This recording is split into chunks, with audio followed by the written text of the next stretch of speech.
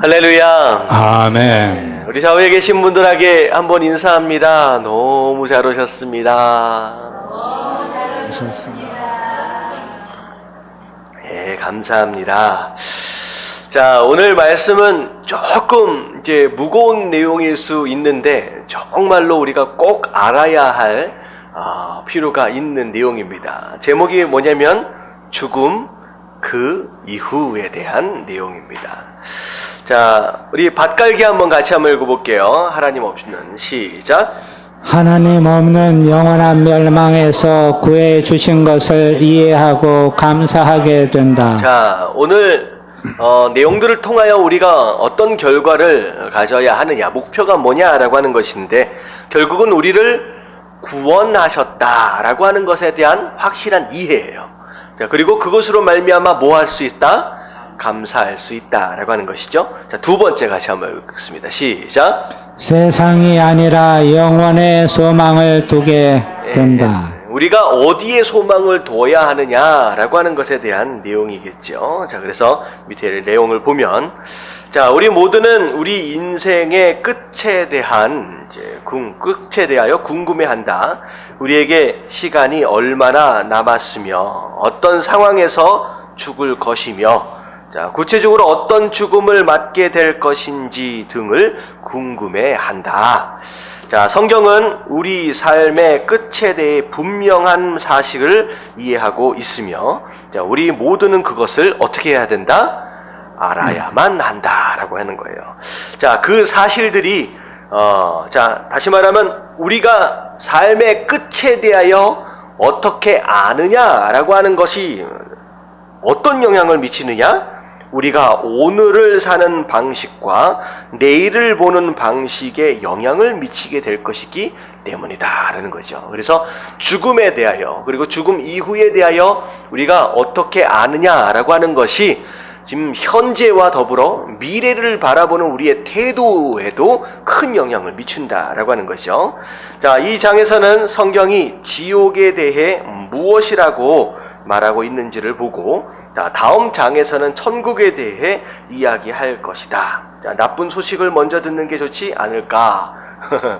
근데, 자, 오늘 내용은 지옥에 대한 내용이에요. 어떻게 보면 다음 주 같은 경우에는 오늘 여기가 이제 오늘 범위를 끝낼 수 있다라고 한다면, 다음 주는 천국에 대한 내용이기 때문에 좀 기분 좋은 어떤 그런 내용들이겠지만, 오늘은 조금 무거울 수 있는 내용입니다. 근데 그래도 우리가 좀 알아둘 필요가 있어요. 중요한 겁니다. 자, 지옥에 대해 사람들이 가장 많이 던지는 질문들은 다음과 같다. 자, 첫 번째부터 한번 읽어볼게요. 다 같이 시작. 글자 그대로의 지옥이 정말 있는가? 네, 지옥 진짜 있나? 자, 두 번째 시작. 왜 지옥이 창조되었는가? 네, 모든 것이 하나님의 창조에 의해서 만들어졌다라고 한다면, 이 거룩하신 하나님이 왜 지옥이라는 곳을 하나님께서 만드셨을까라고 하는 거죠. 세 번째 시작. 누가 지옥에 가는가? 네, 누가 지옥에 가요? 세상 사람들이 생각할 때는 나쁜 사람, 착한 사람은 천국 가고 뭐 이런 개념이겠죠. 자, 네 번째 시작. 지옥에 가는 사람들에게 무슨 일이 일어나는가? 네, 진짜 지옥에 가면 어떤 일이 있느냐라고 하는 것이죠. 우리가 이제 우리 절이나 이런 데를 가면 지옥에 대한 그림들이 좀 있어요. 이제 그건 이제 사람들이 생각하는 지옥이죠. 이제 그런 식의 지옥일 것이냐, 아니면 어떤 다른 모양일 수 있을 것이냐라고 하는 것에 대한 궁금증입니다. 자, 그 다음 시작. 지금 사람들이 죽으면 어디로 가는가? 예, 그리고 그 다음 마지막 시작. 내가 지옥에 가지 않을 것이라고 어떻게 확신할 수 있는가? 여러분들 지옥에 가지 않는다고 확신하시는 분 아멘 하십시다.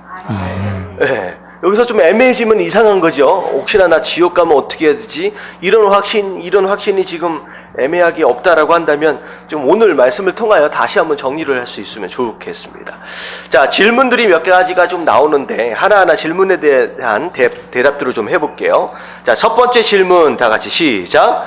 지옥은 실제 하는 장소인가? 자, 그래서 지옥은 심판이 이루어지는 진짜 장소라고 누가 얘기하겠어요?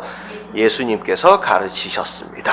사실 천국에 대해서 가르치는 구절보다 지옥에 대해 가르치신 구절이 더 많다는 거죠. 자, 밑에 마태복음 25장 46절 말씀 같이 한번 읽어볼게요. 시작. 그들은 영벌에 의인들은 영생에 들어가리라 하시니라. 자, 그들이라고 하는 것은 세상 사람들을 의미합니다. 자, 죄인들을 의미하지요.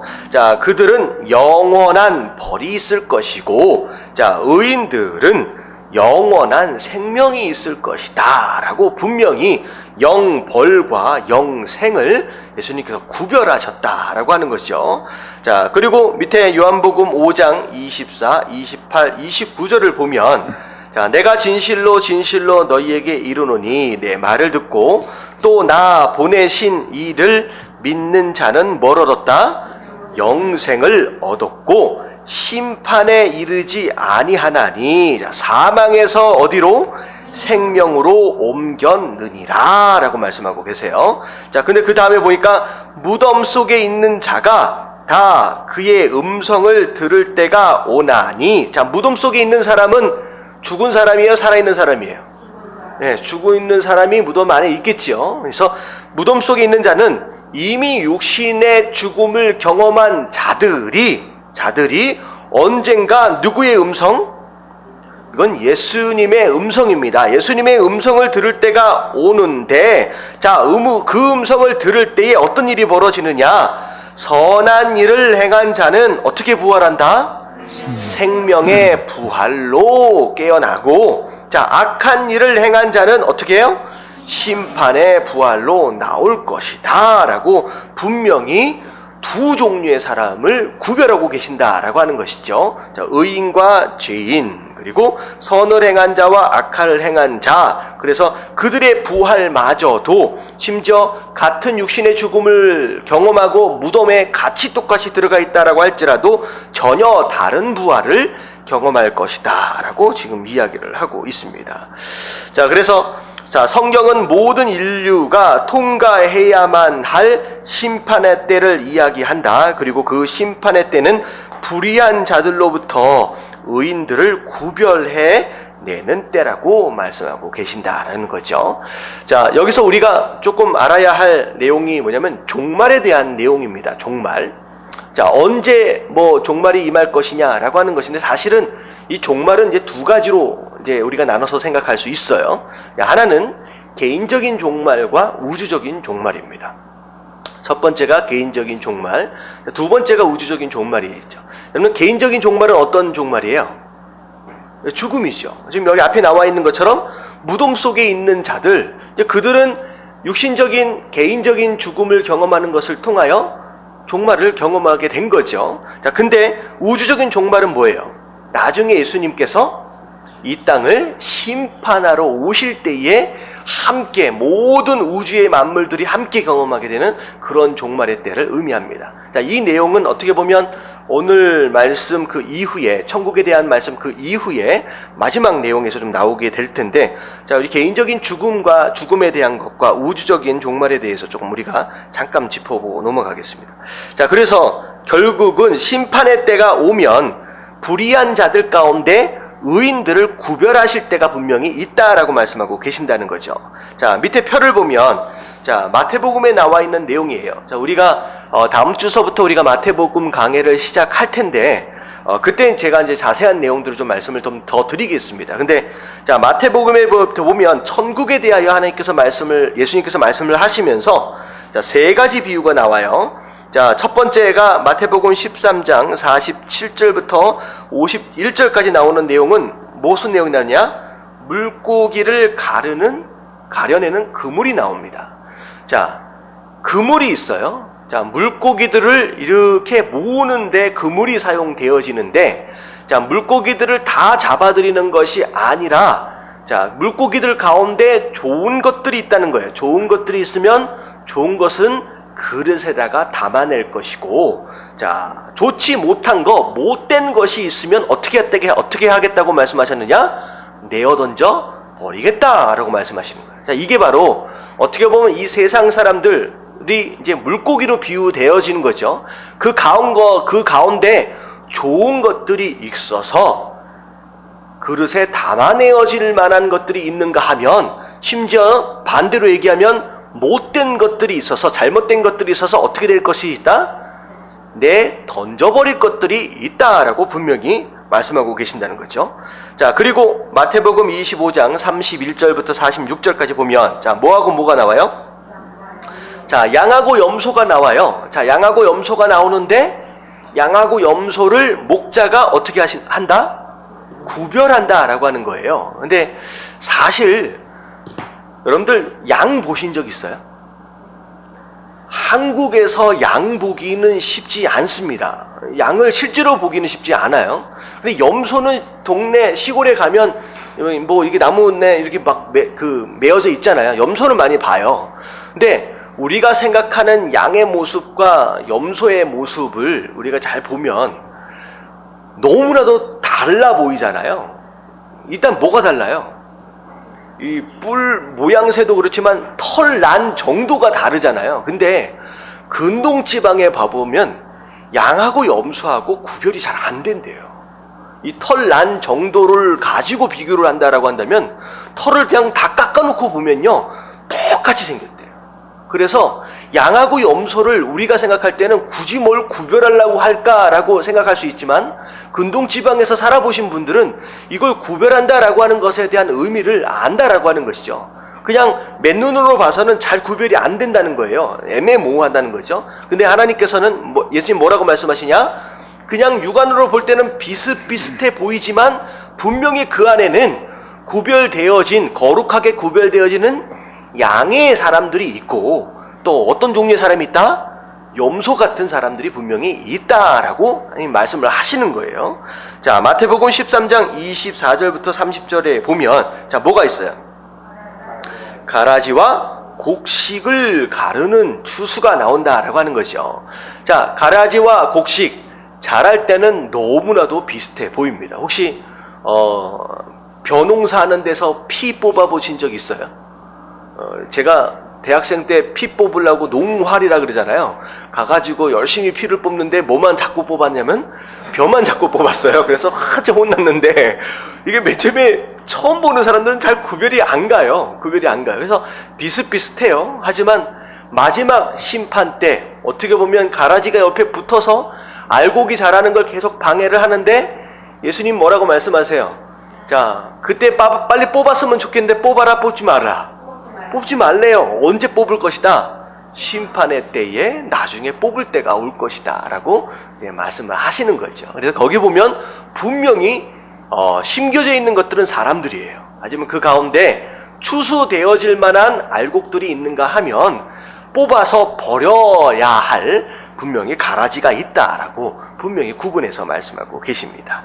자, 그래서 분명히 선택받은 자들로서 천국에 가야 할 존재가 있는가 하면 지옥으로 내쫓김을 당할 존재들이 분명히 있다라고 예수님께서 말씀하고 계신다라고 하는 것이죠. 자, 근데 누가 심판하고 누가 구별하신다고 말씀하세요? 유일하게 의로우신 예수님께서. 그래서 심판주는 누구예요? 예수님이에요.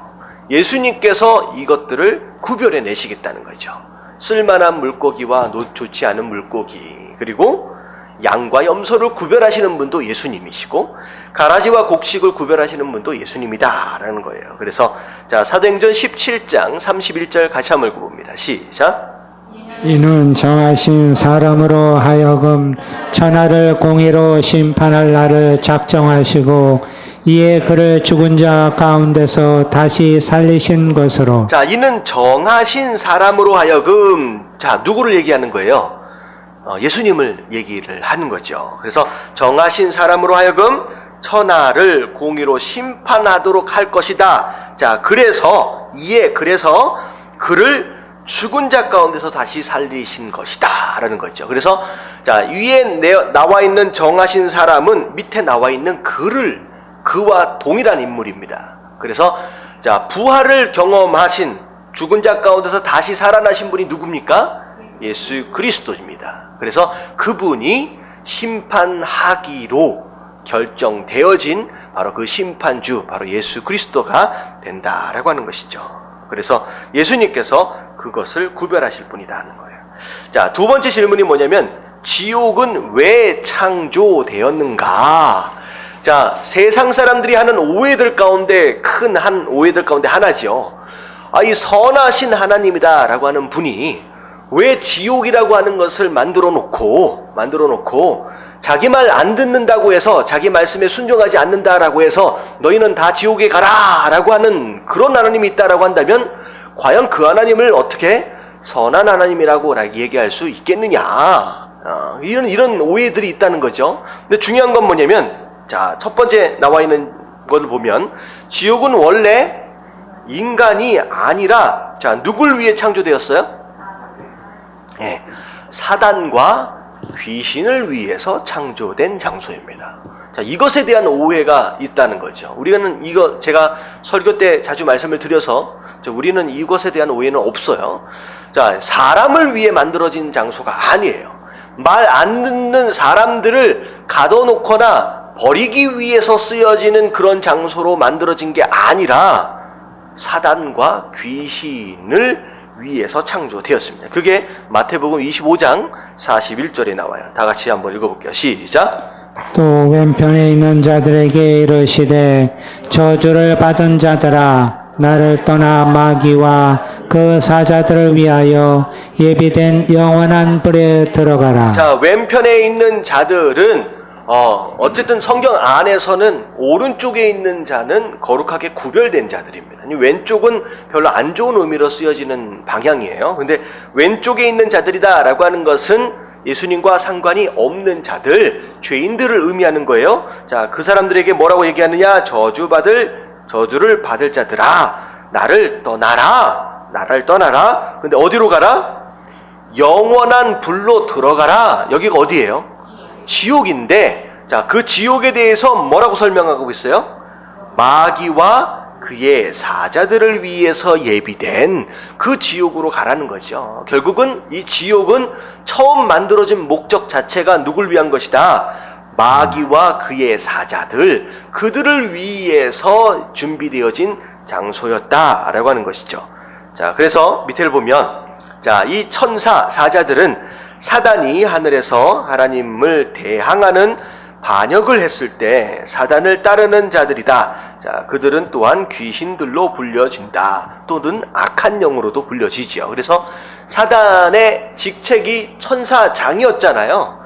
천사장들 가운데 하나였기 때문에 그 천사장을 따라서 함께 반역하고 함께 동조했던 그 또 다른 천사들, 악한 천사들입니다. 자, 그들을 위해서 준비되어진 심판의 장소가 바로 지옥이었다라고 하는 것이죠.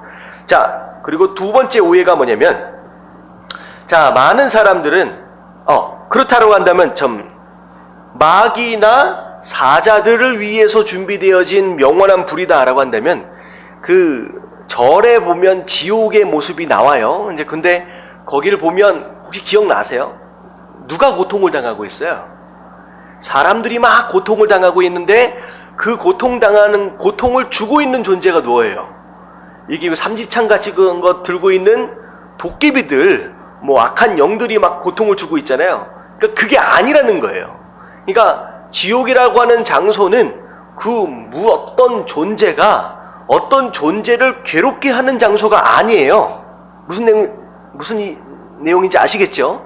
지옥이라는 장소는 어떤 존재가 어떤 존재를 괴롭게 하는 장소가 아니라 그냥 그 장소가 괴로운 장소입니다. 그리고 도깨비나 이런 것들이 사람을 괴롭게 하는 것이 아니라 도깨비와 악한 영과 사탄과 더불어 사람들이 함께 괴로움을 당하는 곳이 바로 지옥이다라고 하는 것이죠. 그래서 우리가 막연하게 우리가 토속신앙에서 이제 그냥 간접적으로 적응되어져 있는 이미지들 있잖아요. 지옥에 대한 이미지를 우리가 조금 바꿀 필요가 있다라고 하는 것이죠. 자, 두 번째가 뭐냐면 많은 사람들이 사단이 지옥에 있다고 생각하는 거예요. 사단은 지금 지옥에 있어서 누가 오나 한번 보자. 자, 한번 들어오면 이제 고통 좀 줘야지라고 기다리고 있는 존재처럼 여기고 있지만 그는 지금 어디에 있어요? 지구상에 거하고 있는 거예요. 세상에 거하고 있습니다. 지금 우리와 함께 있어요. 지옥에 가 있는 상태가 아니다라는 거죠. 자, 그래서 자, 예수님은 복음서에서 4번이나 자, 사단을 이 세상 임금이다 라고 부르고 있다는 거죠. 자, 그래서 요한복음 12장 31절 다 같이 한번 읽어볼게요. 시작. 이제 이 세상에 대한 심판이 이르렀으니 이 세상의 임금이 쫓겨나리라. 자, 이 세상의 임금은 누굴 의미하느냐? 마귀, 사탄을 의미하는데, 자, 이 세상 임금이다 라고 하는 것은 결국 아직까지 이 세상을 뭐하고 있는 존재?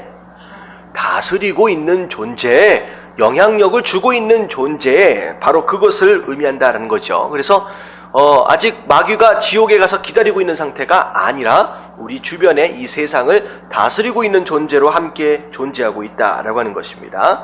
자, 그리고 세 번째를 보면, 자, 요한계시록에 따르면, 자, 어느 날엔가 하나님이 사단과 사망과 음부를 어디에 던져 넣으신다? 지옥의 또 다른 이름이에요. 불못이라고 쓰시면 됩니다. 불못. 자, 그래서 요한계시록 20장 10절 말씀 같이 한번 읽어볼게요. 시작. 또 그들을 미혹하는 마귀가 불과 유황못에 던져지니 거기는 그 짐승과 거짓 선지자도 있어 세세토록 밤낮 괴로움을 받으리라. 자, 결국은 불과 유황이 뜨겁게 타는 못, 연못과 같은 것인데, 자, 거기에 누가가 던져져요? 처음에 미혹하는 마귀가 던져지고, 그리고 이 짐승이다라고 하는 것은 이제 이 적그리스도를 의미하죠. 자, 짐승과 거짓 선지자, 적그리스도와 더불어서 잘못된 것들을 선포하는 자들, 자, 이런 모든 자들이 다 이제 그 불못에 던져지게 될 것이다 라고 하는 내용.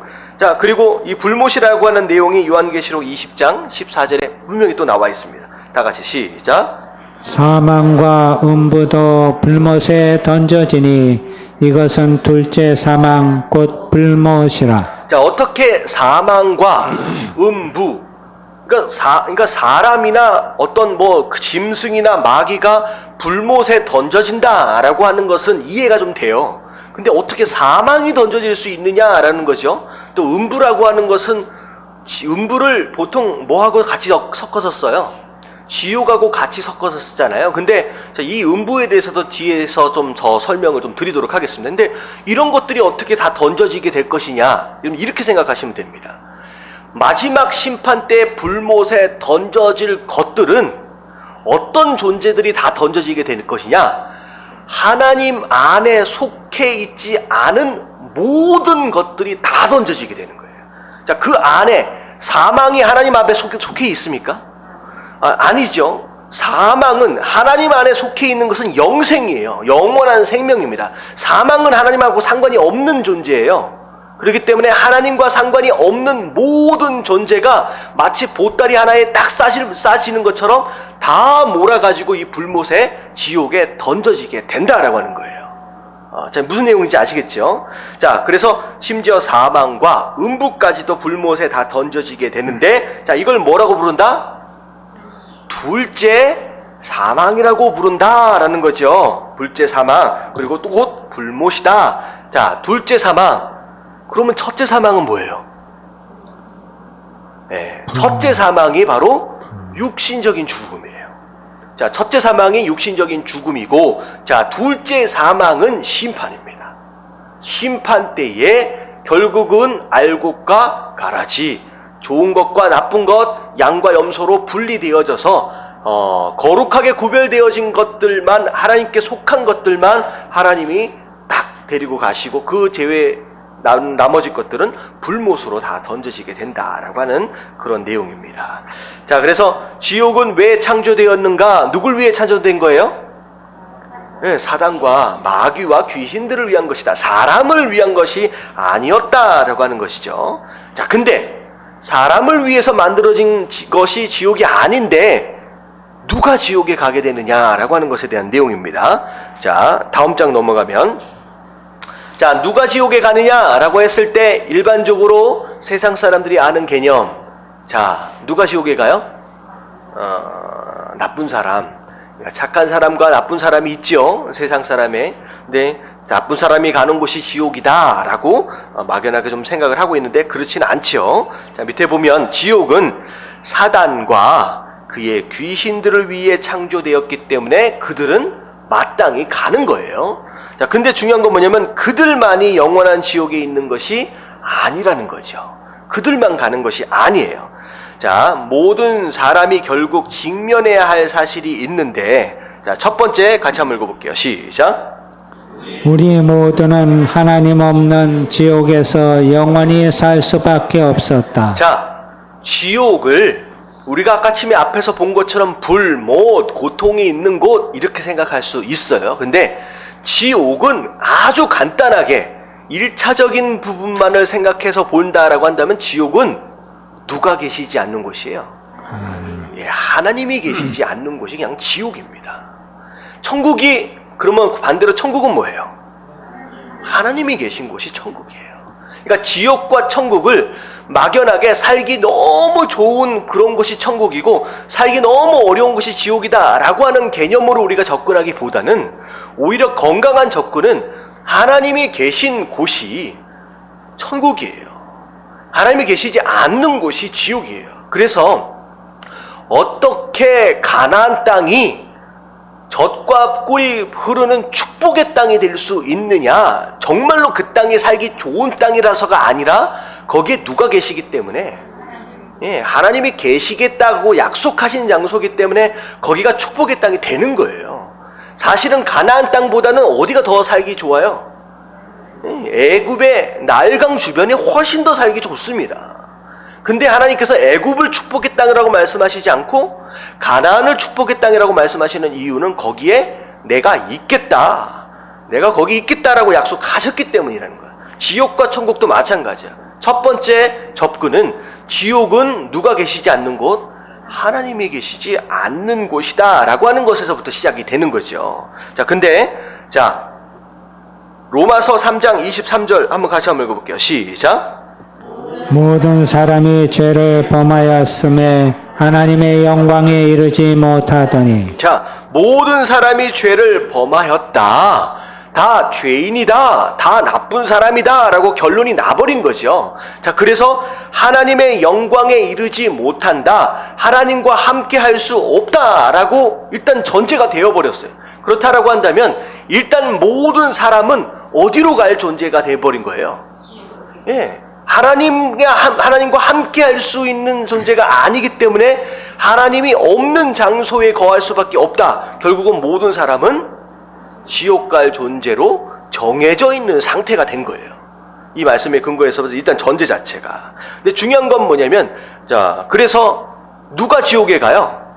일단은 마귀와 귀신과 더불어서 모든 사람이 다 지옥에 가게 될 존재로 이미 결정이 나 있는 상태예요. 사실 이것을 더 자세하게 얘기하려면 어디서부터 시작되어야 되느냐? 우리가 어디에서 실패했어요? 에덴 동산에서 실패했잖아요. 자, 거기에서 우리가 사단의 유혹에 넘어가 버렸어요. 그래서 선악과를 따먹는 것으로 말미암아 하나님과 깨어져 버린 관계, 하나님과 더 이상 함께 할 수 없는 관계가 되어버렸다라고 하는 것이요. 자, 그때부터 이제 시작이 되는 겁니다. 자, 그래서 우리가 어떻게 보면 하나님께 속한 자였다가 마귀의 유혹에 넘어가는 것으로 말미암아 누구에게 속한 자가 되어버렸어요? 마귀에게 속한 자가 되어버렸습니다. 그래서 여러분들 나중에 한번 메모를 해놓고 써놔주세요. 한번 읽어보시면 좀 좋을 텐데, 베드로 후서 2장 19절에 보면, 베드로후서 2장에 쭉 나오는 내용들을 보면 불법을 행하는 세상에 속한 자들에 대한 질책들이 쭉 나와요. 그러다가 19절에 어떤 내용이 나오냐면, 그들에게 자유를 준다 하여도 멸망의 종들이니, 다시 말하면 불법을 행하는 사람들, 그들이 자유를 누리는 것 같고 자기 마음대로 살고 있는 것 같지만 무엇의 종이다? 멸망의 종이다 이미. 근데 어쩌다가 멸망의 종이 되어버렸느냐? 누구든지 진 자는 이긴 자의 종이 된다라는 얘기가 있어요. 자, 누구든지 진 자. 자, 누가 누구에게 져버렸어요? 우리 인생이 마귀에게 져버렸어요. 그래서 누구든지 진 자는 이긴 자 마귀의 뭐가 된다? 종이 되어버리는 거예요. 그래서 이 결과로 이 영적인 원리로 인하여서 우리가 마귀에게 졌기 때문에 마귀의 종이 되어버려서 마귀가 지옥을 갈 때 누가 함께 따라가는 거예요? 종 되어진 우리가 함께 따라가는 거죠. 그래서 결국은 누가 지옥에 가는 거냐?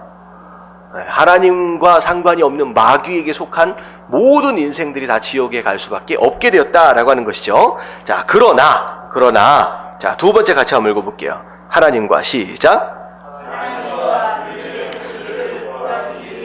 예수님이 오셨다. 중요한 건 뭐냐면 하나님과 분리된 지옥 갈 수밖에 없는 우리를 구하기 위해서 예수님이 오셨다라는 거죠. 자, 그래서 데살로니가전서 1장 10절 다 같이 시작. 노하심에서 번지시는 예수시니라. 자, 장래 앞으로 노하심에서 장래 노하심이다 라고 하는 것은 이것 자체는 심판의 때를 의미합니다. 심판의 때에 우리를 건져내실 분이 누구다? 바로 예수님이다 라고 말씀하시는 거예요. 자, 그래서 오직 예수님만이 우리를 구하실 수 있다. 우리가 지옥에서 영원히 살아야만 하는 이유인 죄를 오직 누구만이? 예수님만이 용서하실 수 있다라는 거죠. 자, 어떻게 보면 용서하실 수 있다라고 표현하기보다는 용서 받으실 수 있다. 이거 중재자의 역할을 예수님께서 감당을 하시는 거죠. 자, 그래서 그분이 우리를 위해서 오셨다는 거죠. 근데 중요한 건 뭐냐면 우리가 뭐 해야 돼요? 예수님은 우리를 구하기 위해서 오셨지만 그분과 우리가 관계가 형성이 되어져야 된다는 거죠. 그래서 세 번째가 뭐예요? 예수를 믿는 자가 구원을 받는다는 거죠. 자, 그래서 히브리서 7장 25절 다 같이 시작. 그러므로 자기를 힘입어 하나님께 나아가는 자들을 온전히 구원하실 수 있으니 이는 그가 항상 살아계셔서 그들을 위하여 간구하심이라. 네, 이게 바로 중보자의 역할인 거죠. 그래서 예수님이 직접 용서하신다라고 하는 어감보다는 우리가 하나님 앞에 나아갈 때에 비록 죄인이지만 죄인이라고 할지라도 나아갈 수 있도록 누가 중보해 주시는 거예요? 예수님께서 중보해 주신다라고 하는 거죠. 그래서 그 예수님을 믿는 자가 바로 그런 혜택을 얻는다라고 하는 거예요. 자, 그래서 밑에 보면 다 같이 한번 읽어봅니다. 예수 믿지 시작. 예수 믿지 않는 사람은 지옥, 즉 하나님과 분리된 상태로부터 구원되지 않는다. 예, 그래서 하나님께서 지옥을 이들을 보내는 것이 아니라 분리되어져 있는 상태로 그대로 있었기 때문에 그대로 내버려 두심을 받는 거예요. 그리고 그 장소 자체가 하나님이 없는 장소이기 때문에 지옥이 되는 것이고, 그리고 그 장소는 누굴 위해서 준비된 장소다? 사단과 그 귀신들을 위해서 준비된 장소다. 그래서 그렇게 되는 거죠. 그래서 요한일서 5장 11절과 12절을 보면 또 증거는 이것이니 하나님이 우리에게 영생을 주신 것과 이 생명이 그의 아들 안에 있는 그것이라. 아들이 있는 자는 뭐가 있어요? 생명이 있고 하나님의 아들이 없는 자는 생명이 없다라는 거죠. 그래서 다시 말하면 우리가 생명을 얻고 얻지 못하고, 다시 말하면 천국에 가고 지옥에 가고에 대한 내용은 우리가 착해서 우리가 나빠서에 대한 내용이 아니라 누가 있고 없고에 대한 내용이에요. 예수님, 하나님의 아들이 있고 없고에 대한 내용이다라고 하는 그런 개념이다라고 하는 것이죠. 그래서 우리가 여기서부터 좀 세상에서 생각하는 착한 사람은 천국 가고 나쁜 사람은 지옥 간다라고 하는 개념에서 우리가 좀 벗어날 필요가 있습니다. 자, 기억합시다. 질문이 나와요. 내가 사랑하는 사람들은 어떻게 되는가? 자, 예수 그리스도가 있어야지만 생명을 얻는다라고 얘기를 했잖아요.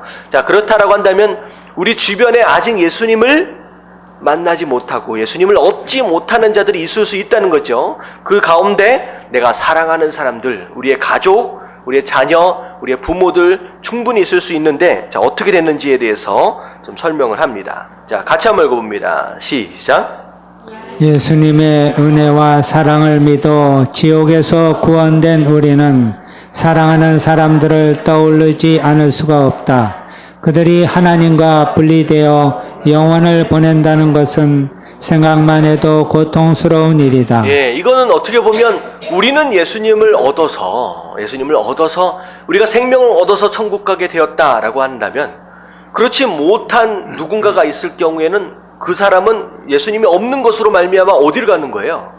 지옥에 간다라고 한다면 사실은 우리는 기쁠 수 있지만 기쁜 만큼 더 아플 수 있다라고 하는 거죠. 자, 어떻게 돼야 되느냐? 자, 만일 그들이 아직 살아있다면, 자, 살아있다라고 하는 것은 뭐가 아직 있다는 거예요? 기회가 아직 있다는 거예요. 그래서 희망을 포기하지 말라. 아직 살아있다라고 한다면 기회가 있다는 거예요. 그래서 절대 희망을 포기하지 말라. 자, 하나님께서 그들도 구원하실 수 있다는 기쁜 소식을 사랑하는 사람들에게 알려라. 뭐 하라는 거예요? 복음을 전해라. 하나님의 생명과 용서의 초대를 처음에는 거절하던 많은 사람들이 결국은 어떻게 될 수 있어요? 받아들인다라는 거죠. 그래서 복음을 전하는 그런 노력과 열심을 통하여서 또 나름대로 또 돌이킬 줄 아는 그런 사람들도 충분히 있을 수 있습니다. 그래서 사도 바울도 그런 사람들 가운데 하나였다. 자, 그런데 만약에 그들이 이미 죽었다라고 한다면, 자, 어떻게 돼요? 어딜 가는 거예요? 이 부분에 대해서 그 사람이 지옥에 갔다, 어딜 갔다라고 판단하시는 분은 누구예요? 심판은 누가 하세요? 예수님이 하시고 하나님이 하시는 거잖아요. 그분에 대한 권한을 우리가 스스로 지옥 갔다라고 얘기하지 말자는 거죠. 자, 뭐라고 얘기하는 거예요? 그들을 누구에게 맡겨라? 하나님께 그냥 맡겨라는 거예요.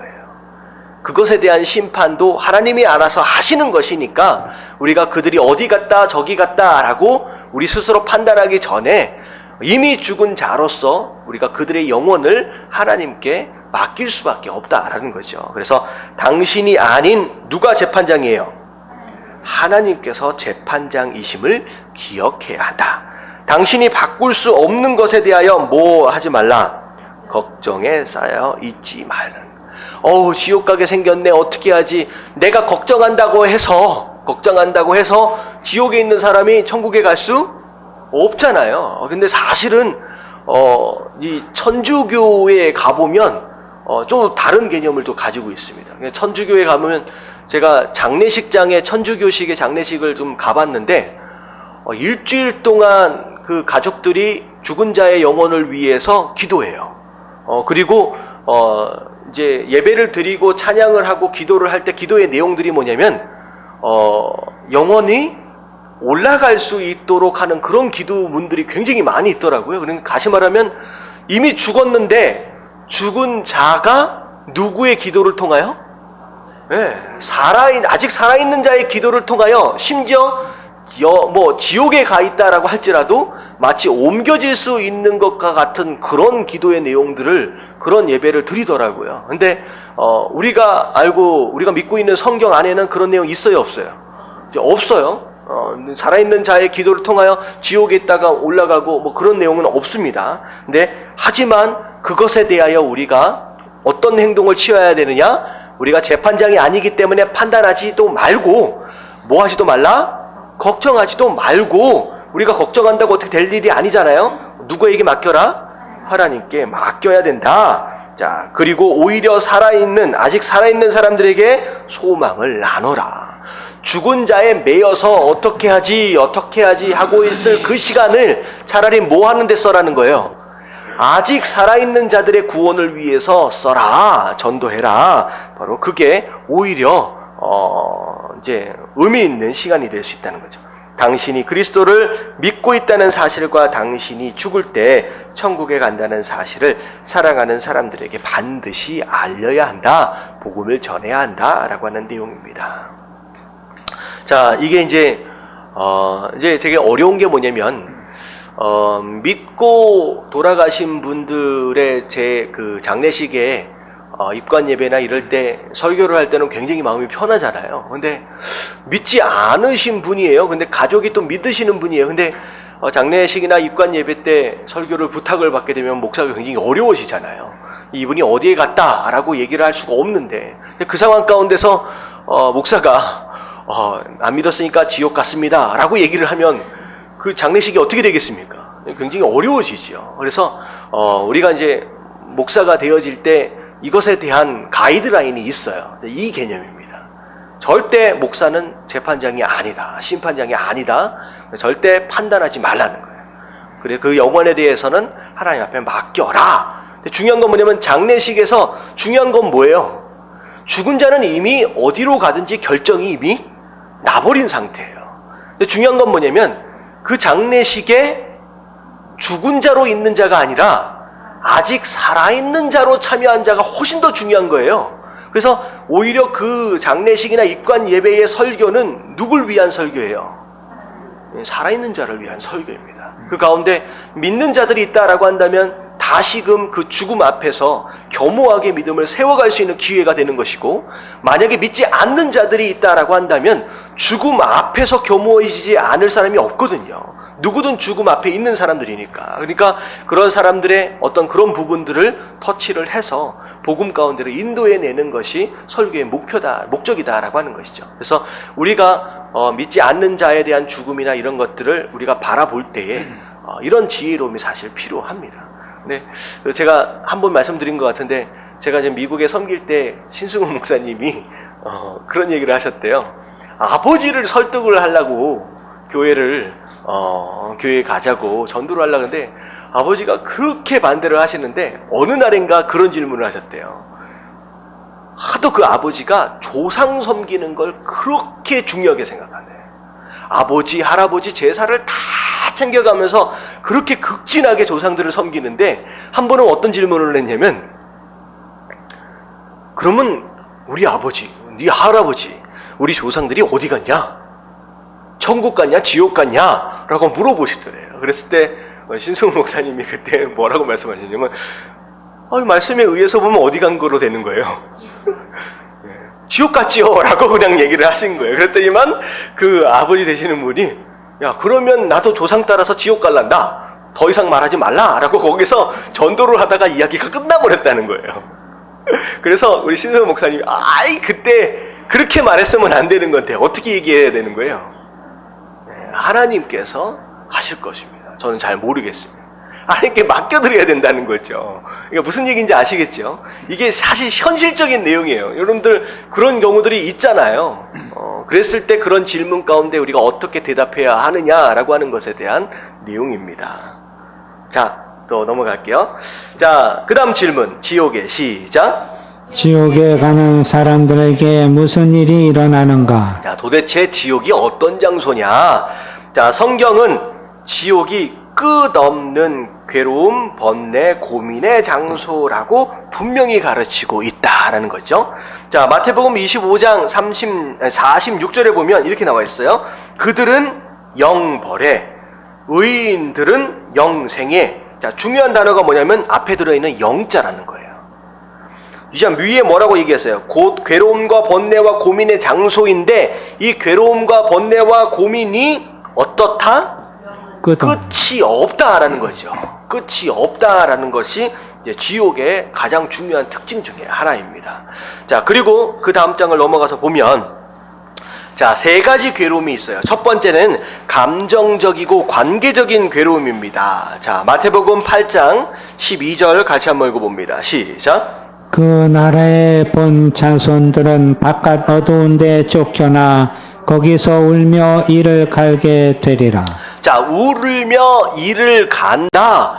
자, 어떤 상황에서 여러분들 울면서 이를 갈까요?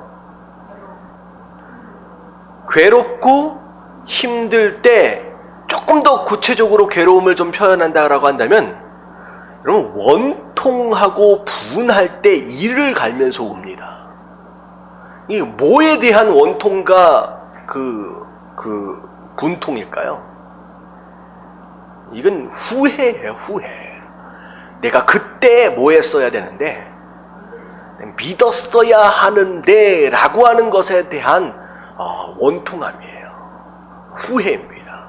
그래서 쫓겨났을 때 그런 감정적인 괴로움 가운데 이를 갈고 눈물을 흘리는 통곡하는 그런 일이 있을 것이다. 자, 마태복음 10장 28절 다 같이 시작.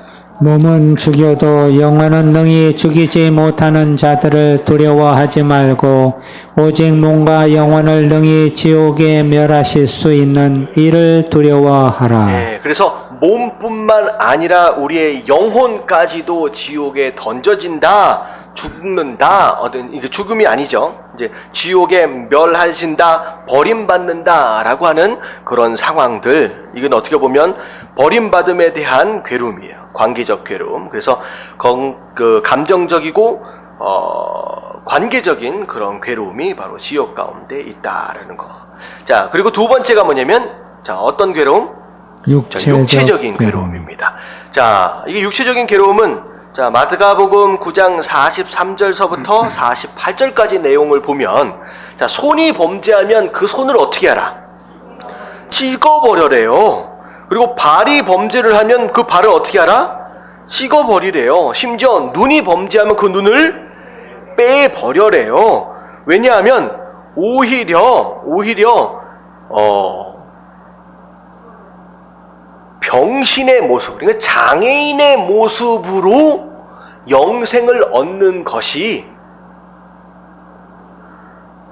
육체적인 그런 고통과 잘라지고 찢어지는 그런 고통을 당하여 아니에요. 잠깐만요. 장애인으로 영생을 들어가는 것이 멀쩡한 모습으로 지옥에 가는 것보다 더 낫다는 거예요. 이 얘기는 뭐냐면 손이 찢어지고 발이 찢어지고 눈이 뽑히는 그 육체적인 고통과 지옥과 비교할 수 없다는 거예요. 그러니까 지옥의 고통은 손이 찢어지고 발이 찢어지고 눈이 뽑히는 그런 고통하고 비교할 수 없는 엄청난 고통이 있다라고 하는 거죠. 없다는 거. 이거 그것이 바로 육체적인 고통에 대한 내용입니다. 심지어 거기서는 뭐도 못 죽는다? 구더기도 못 죽는데요. 그래서 차라리 육체적인 고통은 너무 아프면 어떻게 돼요? 죽잖아요. 근데 그 너무 아픈 것을 초월하여 아픔에도 불구하고 죽지도 못하는 영원한 고통 가운데 있을 수밖에 없다라고 한다면 이건 굉장히 두려운 것이죠. 그래서 위에는 감성적인 괴로움과 더불어 육체적인 괴로움도 말도 할 수 없는 그런 괴로움이 바로 지옥 가운데 있다는 거죠. 자, 세 번째가 영적 괴로움입니다. 자, 마태복음 25장 41절 다 같이 시작.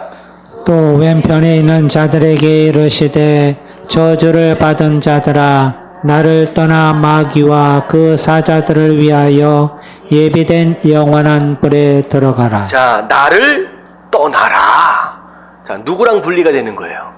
하나님과 이젠 영원히 분리되어진 상황, 그리고 다시는 기회가 없어요. 그게 바로 영적인 괴로움입니다. 그래서 예수님께서 가장 괴로워했던 순간이 무엇이냐? 육체적 고통이 아니라 십자가 위에서 어찌하여 나를 버리시나이까?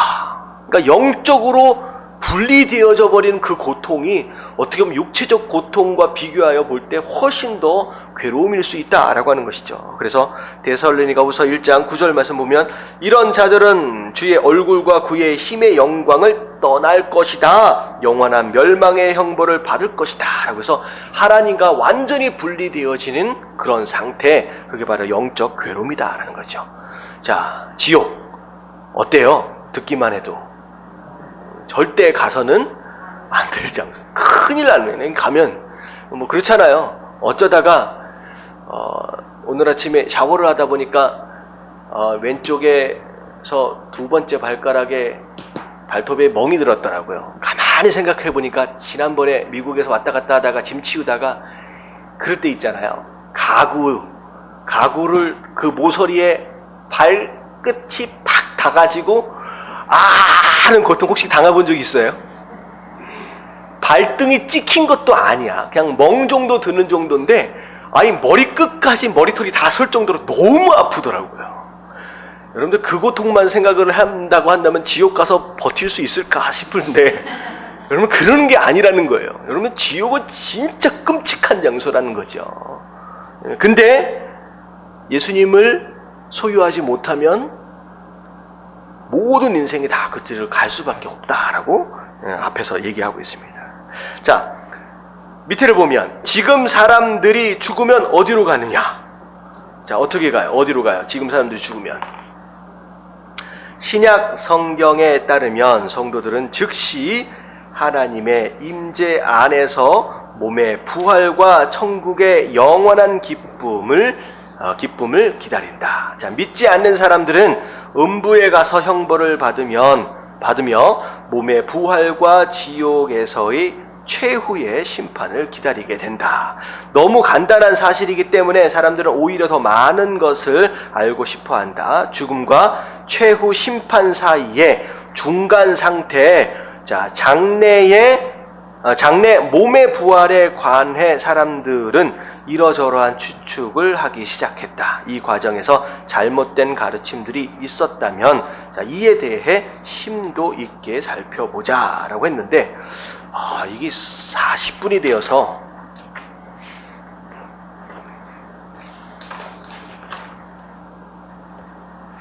자, 이 부분을 그냥 하겠습니다. 지옥에 대한 것을 2주씩이나 끌고 나가기는 좀 애매한 것 같아서, 자, 죽음 그 이후에 대한 성경적인 점진적 계시예요. 자, 첫 번째를 보면 구약에서는 죽음 이후에 대한 삶에 대하여 어떻게 설명하고 있어요? 모호하게 설명을 하고 있습니다. 정확하게 죽은 다음에 그 사람이 어떻게 어디를 갈 것이냐라고 하는 거에 대해서 정확하게 설명하고 있지는 않아요. 구약 성서에 보면. 자, 그래서 성경에 보면 지옥과 더불어 이제 함께 쓰여졌던 단어가 스올이라고 하는 단어입니다. 자, 이게 이제 66번 정도 구약 성경에 나오게 등장을 하게 되는데, 자, 구약은 사람의 몸은 무덤으로 가고 영혼은 어디로 간다고요? 수올로 간다고 가르칩니다. 자, 그럴 때 이 수올로 간다라고 했을 때 믿는 사람이든 아니든 상관이 없이 다 수올로 간다라고 표현을 해요. 구약에서는. 그러니까 구약 성경만 전체적으로 보면 지옥과 천국에 대한 개념이 그 구약 성서에는 되게 모호한 거예요. 되게 모호해요. 자, 맨 처음에는 도덕적으로 선한 사람과 악한 사람들을 구별 없이 누구나 수올로 간다고 이야기를 합니다. 그게 이제 창세기에 나와 있는 내용이에요. 하지만 뒤쪽으로 가면서 이제 신명기에는 보면 어떤 내용이 나오느냐? 그 수올을 구별해요. 자, 수올 가운데 깊은 곳과 높은 곳을 대조적으로 구별하게 됩니다. 자, 그래서 깊은 곳, 결국은 누가 가야 할 곳? 악인이 갈 곳으로 깊은 곳의 수올로 구별을 하고요. 그리고 반대로 얘기를 하면 의인들은 높은 곳의 수올로 구별을 하게 됩니다. 근데 이 장면도 딱 한 부분만 나와요.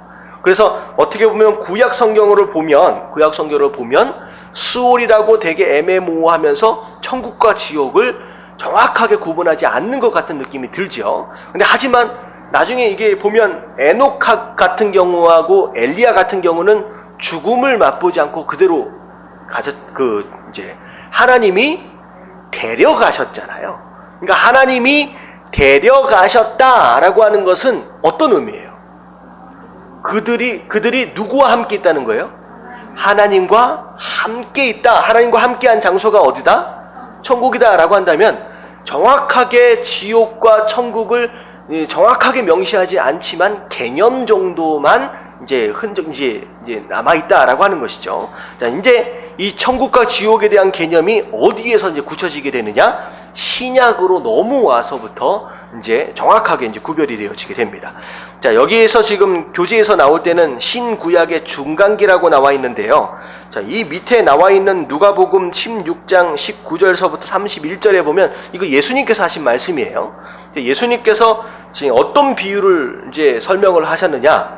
자, 부자가 있었고, 자, 누가 있었어요? 거지 나사로가 있었습니다. 자, 부자라서 나쁜 사람이 아니에요. 그냥 날마다 호화롭게 즐기던 사람이었고, 자, 나사로는 대문 밖에 버려진 채 이제 들였던 사람입니다. 근데 중요한 건 뭐냐면 둘 다 죽었어요. 근데 부자는 어디로 갔어요? 자, 말씀해 보면 다섯 번째 줄이 나와요. 부자가 죽음의 장사됨에 그가 음부에서 고통 중에서 있었다라고 나와 있어요. 자, 근데 나사로는 어디 있어요?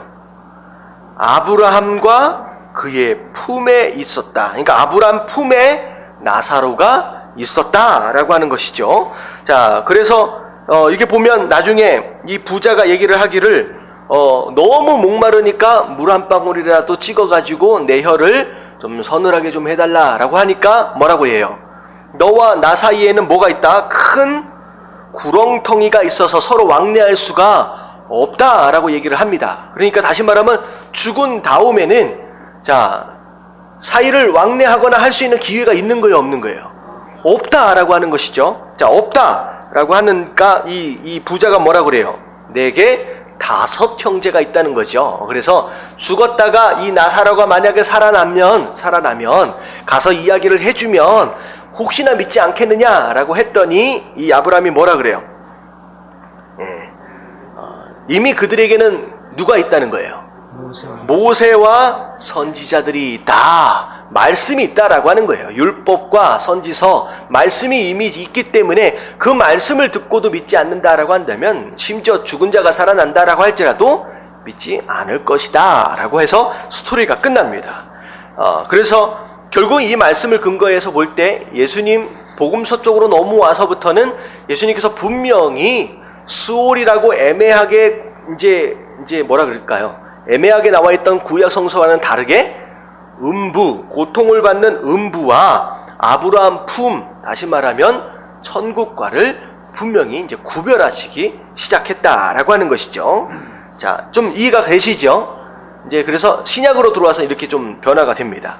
자, 그래서 오른쪽으로 좀 넘어와서 좀 더 제가 가로를 채워야죠. 자, 한 구역은 악인들이 고통을 당하는 곳으로서 뭐라고 불러요? 음부라 불렸다. 다른 한 구역은 천상의 기쁨을 맛보는 곳으로서 흔히 아브라함의 품이나 뭘로 불렸냐면 낙원이라고 불렸습니다. 여러분, 이 낙원이라고 하는 단어 굉장히 자주 쓰는 단어는 아닌데 어디에서 쓰였는지 혹시 기억나세요? 네, 십자가에서 강도에게 하신 말씀이 있죠. 믿음으로 고백했던 그 강도에게 뭐라고 해요? 오늘 밤 네가 나와 낙원에 있을 것이다 라고 하는 표현이 있습니다. 그래서 이 낙원이라고 하는 개념을 이제 여기서 이제 등장을 하게 되는 겁니다. 자, 좀 더 넘어가서 좀 더 설명을 할게요. 자, 누가복음 16장에서 예수님께서 하신 이야기는 지옥에 대한 2가지 끔찍한 사실을 우리에게 가르쳐 준다. 자, 그래서 지옥에 대해서 뭐라고 설명하고 있느냐? 괴로움으로부터 뭐가 없어요? 쉼이 없습니다. 쉼이 없고. 자, 2번째는 뭐가 없어요? 2번째, 기회가 없습니다. 자, 음부라고 하는 장소, 이 지옥과 더불어 함께 쓰여지는 단어인데, 자, 이런 것은 쉼이 없는 곳과 그리고 기회가 없는 장소다라고 하는 거예요. 자, 3번서부터 나오는 내용은요, 여러분들 굉장히 어려워할 수 있는 내용입니다. 그리고 이번 부분에 대해서 각 교회들마다 분명하게 이야기하지 않는 교회들도 많이 있어요. 근데 제가 좀 설명을 좀 드릴게요. 자, 그리스도의 부활 후에 신약 성경의 가르침을 이렇다. 성도들은 죽으면 자, 누가 계신 곳? 그리스도 예수가 계신 곳으로 즉시 들어갑니다. 믿지 않는 자들은 형벌을 받으며 하나님께로부터 분리된 장소로 즉시 들어갑니다. 자, 이게 빌립보서 1장 23절에 내가 그 둘 사이에 끼어 있으니 차라리 세상을 떠나. 자, 세상을 떠나자마자 누구와 함께 있다?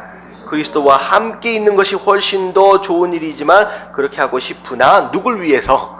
여기 이제 바울이 쓴 거예요. 바로 너희를 위해서 내가 여기서 있겠다. 할 일이 있기 때문에. 그래서 이 말씀은 중간에 잠깐 나와 있는 부분이 뭐냐면 세상을 떠났다라고 하는 것은 곧 뭐 했다는 거예요?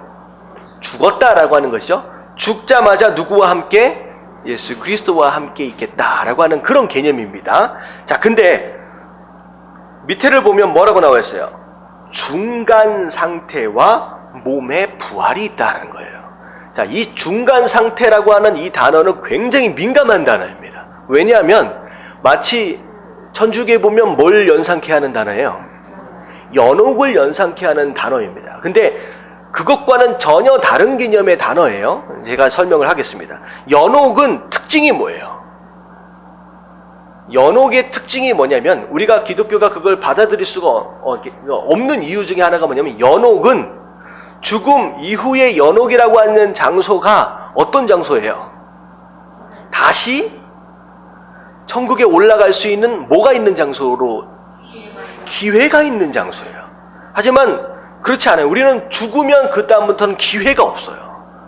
근데 여기에서 중간 상태는 연옥과 같이 또 다른 기회가 주어지는 장소를 얘기하는 것이 아닙니다. 아닙니다. 자, 무엇 전의 상태를 의미하느냐? 실제적인 육체적인 부활이 있기 전의 상태로 이해를 할 필요가 있다는 거죠. 여러분들 이 말씀이 만약에 마음에 좀 어려움이 된다라고 한다면 그냥 지나쳐 가셔도 됩니다. 이거 굉장히 이것 자체가 중요한 게 아니기 때문에. 근데 설명을 드리면 이게 그렇게 어려운 것은 아니에요. 자, 보세요. 고린도후서 5장 6절부터 8절까지 보면 다 같이 한번 읽어볼게요. 시작. 그러므로 우리가 항상 담대하여 몸으로 있을 때에는 주와 따로 있는 줄을 아노니 이는 우리가 믿음으로 행하고 보는 것으로 행하지 아니함이로라. 우리가 담대하여 원하는 바는 차라리 몸을 떠나 주와 함께 있는 그것이라. 자, 차라리 몸을 떠났다라고 하는 것은 죽음입니다. 자, 몸을 떠나면 누구와 함께 있는다? 예수님과 함께 있다라고 하는 것인데, 자, 밑에 보면 중간 상태는 죽음으로부터 예수님께서 다시 오실 때까지의 상태를 말하는 신학적 용어다라는 거죠. 자, 이겁니다. 우리가 죽자, 그러니까 예수님께서 재림하시는 것을 통하여 우리가 이 세상의 끝을 맞이한다라고 한다면 중간 상태가 있어요, 없어요? 없잖아요. 그것이 세상의 끝이기 때문에. 하지만 만약에 재림으로 인하여 세상의 끝이 나지 않고 우리가 육체적인 죽음을 통하여 우리의 개인적인 종말을 맞이한다라고 한다면 개인적인 종말을 맞이하는 그 시점과 예수님께서 재림하시면서 심판주로 오실 때의 시점과 차이가 있어요, 없어요? 분명히 있다라고 하는 거예요. 근데 이것에 대한 설명을 여러 이제 학자들이 뭐라고 하냐면 하루가 1000년 같고 1000년이 하루 같다라고 하는 그런 개념으로 우리가 죽음 이후의 이 시간은 우리가 생각하는 영적인 시간하고의 다른 개념이다. 어떻게 보면 죽는 순간과 이 시간은 어떻게 보면 마치 1초처럼 금방 맞이할 수도 있다라고 얘기를 하지만 사실 그거 개념으로 이해되어지기는 쉽지가 않아요. 왜냐하면 분명히 우리 누가복음에서 보면 어떤 개념이 있어요. 부자와 나사로는 죽었잖아요. 죽은 상태에서 아브라함과 있고 음부에 가 있잖아요. 근데 그 상황 가운데서 아직 부자는 누구의 형제를 살아있다고 얘기하고 있어요. 5 형제가 살아있다라고 얘기를 하고 나사로를 보내달라고 얘기를 하는 이 대화의 시간들이 있을 수 있다라고 한다면 그냥 죽자마자 재림을 맞이한다라고 하는 개념으로 설득되어지기는 쉽지 않다는 거죠. 그래서 어쩔 수 없이 이 중간의 시간들을 생각할 수밖에 없다는 거예요. 자, 그래서 이 기간을 구별해야 할까? 우리 영혼은 죽음과 동시에 하나님과 함께 있거나 고통받기 위해 음부로 내려가지만 우리의 몸은 아직 예수님의 몸처럼 뭐 되지 않는 상태예요? 부활되지 않았기 때문이다. 이게 이제 중요한 거예요. 왜 이 상태를 굳이 구별할 수밖에 없느냐? 분명히 우리가 육체적인 죽음 이후에 예수님처럼 우리가 어떤 옷을 입는다 그랬어요? 육체적인 부활을 우리가 맞이한다라고 했거든요. 그렇기 때문에 부활을 맞이하기 전까지의 그 상황을 우리가 염두에 둘 수밖에 없다라고 하는 것이죠. 그래서 예수님의 부활에 대한 설명이 누가복음 24장 2절과 3절이 나와 있어요. 성경은 분명히 말합니다. 같이 한번 읽어봅니다. 예수님이 시작. 잠깐만요. 아니, 그 밑에 성경은 분명히 말합니다. 3가지 나와 있죠. 첫 번째 시작. 예수님이 부활하셨을 때 예수님의 몸도 부활했다. 예, 분명히 예수님의 몸이 부활하셨습니다. 그래서 무덤에 예수님의 시체가 있었어요, 없었어요? 없었죠. 그 몸이 부활하셨어요. 자, 그리고 두 번째 시작. 우리도 언젠가 부활한 몸을 가질 것이다. 자, 그것이 어디 나와 있어요? 고린도전서 15장 42절과 44절에 분명히 우리도 예수님처럼 부활체를 갖게 된다라고 분명히 말씀을 하셨다는 거죠. 자, 세 번째 시작. 예수님께서 돌아오실 때 우리는 부활한 몸을 받을 것이다. 자, 누구든 다 부활한다고 말씀하셨어요. 그래서 자, 죄인으로 있는 자들은 어떤 부활? 심판의 부활을 경험할 것이고, 의에 속한 자들은 어떤 부활? 생명의 부활을 맞이한다라고 분명히 얘기를 했거든요. 그래서 부활체를 다 갖춘다라고 분명히 말씀하셨어요. 그래서 자, 두려워 말라, 몸은 부활을 기다려야 하지만 당신의 죽는 즉시 영은 누구의 곁으로 간다? 주님 곁으로 간다. 그래서 이렇게 정리를 한 거예요. 표가 되게 중요해요. 자, 위에서 보면 자, 지상의 존재들 모든 인생들입니다. 자, 밑으로 내려가면 누구든 뭘 맞이해요? 죽음을 맞이하죠. 자, 그런데 자, 왼쪽으로 가면 자, 누구예요? 그리스도인의 죽음이 있고, 오른쪽으로 가면 비그리스도인의 죽음이 있다라는 거죠. 자, 그런데 그리스도인의 죽음은 죽음을 맞이하자마자 누구 안에 있어요? 하나님의 임재 안에 있고 예수님과 함께 있고, 그리고 이 장소를 예수님 뭐라고 말씀하셨느냐? 낙원이라고 말씀하셨어요. 낙원이라고 말씀하셨어요. 그리고 비그리스도인들, 믿지 않는 자들은 죽자마자 어디로 가요? 음부로 갑니다. 여기는 고통이 있는 장소예요. 괴로움이 있는 장소예요. 하나님이 없는 장소입니다. 자, 고통 가운데로 음부로 내려가는 거예요. 근데 중요한 건 뭐냐면 모든 죽은 자들이 뭘 기다려야 된다? 심판. 그거는 심판은 곧 뭘 얘기하는 거예요? 부활. 부활을 의미하는 거예요. 그래서 심판, 재림할 때에 모든 인생들이 함께 다 부활되어질 때 지옥에 있는 자들이나 낙원에 있는 자들이나, 아니 지옥이 아니라 음부에 있는 자들이나 낙원에 있는 자들이 다 부활되어져서 어디 앞에 서요? 백보자 심판대 앞에 서는 거예요. 그때 결정이 되어지는 것으로 말미암아 어떻게 되는 거예요? 그러니까 사실은 이미 결정이 된 거죠. 그때까지 살아있는 자들과 더불어 함께 심판을 받으면서 음부에 있던 자들은 자동으로 어디로 가는 거예요? 영원한 지옥으로 가게 되는 것이고, 그리고 그동안 낙원에 있던 자들, 하나님과 함께 있던 자들이 천국으로 가는 거죠. 그리고 요한계시록에 보면 낙원에 함께 있던 자들이, 예수님과 함께 있던 자들이 심판할 때 누구와 함께 내려와요? 심판하실 예수 그리스도와 함께 내려옵니다. 그래서 어딜 가면 굉장히 큰 성화 혹시 기억나세요? 예수님이 심판하러 오시는 그 재림의 사건을 굉장히 십몇 미터짜리 성화가 있는데 되게 유명한 성화인데, 예수님이 있으면 그 뒤에 하얀 옷을 입은 사람들이 쫙 같이 내려와요. 그게 누구예요? 그게 이미 죽은 성도들입니다. 이미 죽인 성들이 낙원에 함께 있던 사람들이 심판 때 함께 내려와서 함께 그 심판에, 그 마지막 백보자 심판에 동참을 하게 되는 거죠. 어렵나요? 어려워요? 아니요. 자, 이걸 굳이 이걸 중간 단계로 구별하는 어떤 그런 교단이나 교회가 있는가 하면 구별하지 않고 그냥 다 간 거다라고 이렇게 이야기를 할 수도 있습니다. 근데 이렇게 구별하는 이유 자체가 부활이다라고 하는 육체적 부활을 우리가 기대하고 염두에 둔다라고 한다면 어쩔 수 없이 이 중간 단계, 중간의 상태를 우리가 좀 짚고 넘어갈 필요가 있다라고 하는 것이죠. 그래서 중간 단계에 하나님과 함께 있는 그것을 낙원이라고 부르고, 그리고 지옥 가기 전에 고통 가운데 있는 것을 음부라고 부른다. 그리고 그 다음에 영원한 지옥과 영원한 천국으로 간다라고 하는 이 개념을 우리가 좀 생각해 놓으면 됩니다. 좀 너무 어려운 걸 했는 것 같은데. 좀 이 부분이 좀 어렵고 좀 이해가 안 되시고, 어떤 부분에 있어서는 여태껏 신앙생활을 하시는 가운데 이 중간 상태를 설교라든지 공부를 통하여 들으신 적이 전혀 없으신 분들이 있으실 거예요.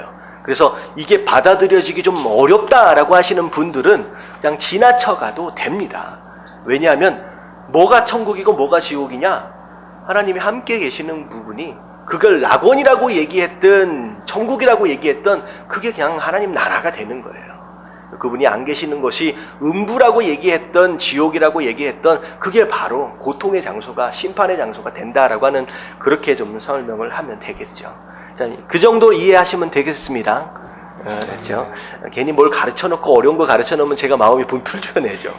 괜히 이것 오해하는 거 아니냐. 저 그리고 이상한 얘기하고 있는 이단은 또 아닙니다. 지금 얘기하고 있는 이 교재를 제가 만든 교재는 또 아니에요. 이미 다 이제 확인이 되어진 인정된 교재를 가지고 그리고 말씀을 근거로 만들어진 교재이기 때문에 여러분들이 이해하실 수 있으면 좋을 것 같아요. 자, 마지막. 지옥에 가지 않을 것을 어떻게 확신할 수 있습니까? 어떻게 확신할 수 있어요? 자, 어떤 죄를 지으면 지옥에 가게 되는 것일까요? 예수 그리스도를 하나님의 아들, 우리에게 필요한 구원자가 아니라고 뭐하는 죄? 거절한 죄입니다. 네, 그러니까 우리가 어떤 죄를 지어서 지옥에 가느냐라고 하는 이 질문 자체는 사실 처음부터 틀린 질문이에요. 무슨 얘기인지 아시겠죠? 우리가 죄를 지었기 때문에 지옥에 간다라고 한다면 여러분들 어떤 존재도 천국 갈 존재는 없습니다. 사실은 이 질문 자체가 잘못된 건데 답이 옳은 거예요. 자, 어떤 죄라고요? 예수가 구원자다라고 하는 것을 거절한 그 죄 때문에 지옥을 가는 거예요. 그러니까 세상 사람들이 생각하는 나쁜 짓과는 전혀 다른 개념이죠. 다시 말하면 천국에 갈 수 있는 가장 기본적인 방법은 뭐라는 거예요? 예수를 우리의 구원자로 인정한 그 믿음을 가지고 우리가 천국을 가는 겁니다.